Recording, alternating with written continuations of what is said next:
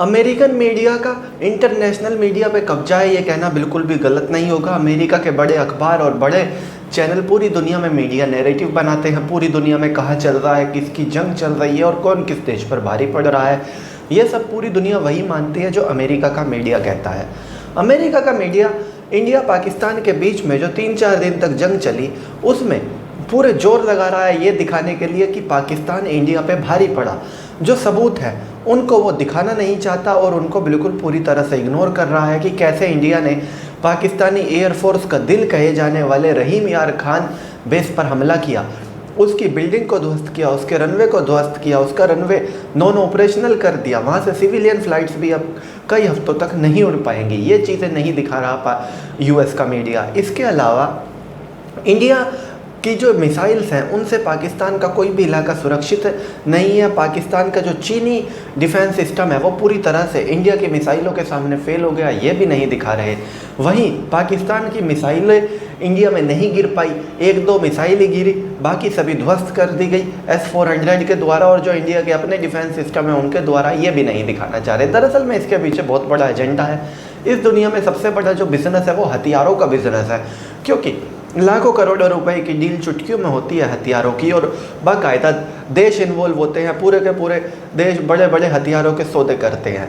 अब ऐसे में अमेरिका बिल्कुल नहीं चाहता कि पूरी दुनिया को ये बात पता चले कि इंडिया ने रशियन और अपने खुद के डिफेंस सिस्टम से पाकिस्तान के हथियारों को रोक दिया। पाकिस्तान के पास जो अमेरिकन और चीनी हथियार हैं उनको रोक दिया, अपने देश में गिरने से उनकी मिसाइलें फेल हो गई। क्योंकि अगर ये मैसेज दुनिया में चला गया तो पूरी दुनिया रूस के S-400 डिफेंस सिस्टम को लेने को भागेगी और अमेरिका के डिफेंस सिस्टम को कोई नहीं खरीदेगा। यहाँ तक कि इंडिया के डिफेंस सिस्टम को भी लोग अमेरिका के डिफेंस सिस्टम से ज़्यादा खरीदेंगे।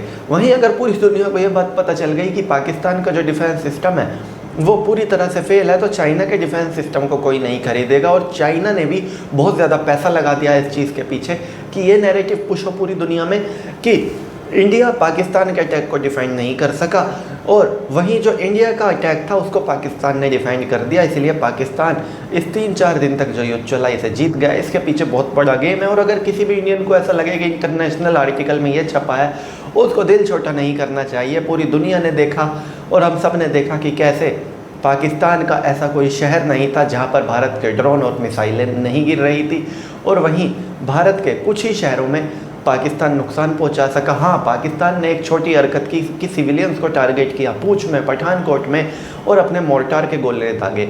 अब पूंछ जैसे इलाके जो बॉर्डर के बिल्कुल पास है वहाँ पर मोर्टार के गोलों को हमेशा नहीं रोका जा सकता। मोर्टार के गोले तभी रुक सकते हैं जब उस मोर्टार को ध्वस्त कर दिया जाए एयरफोर्स से या फिर इंडियन आर्मी वहाँ पर डेजिग्नेटेड टारगेट करके तोप मारे या फिर अपनी मिसाइलें मारे। लेकिन अफसोस कि इतने बड़ी वार चली नहीं कि उन मोर्टार को ध्वस्त किया जाता।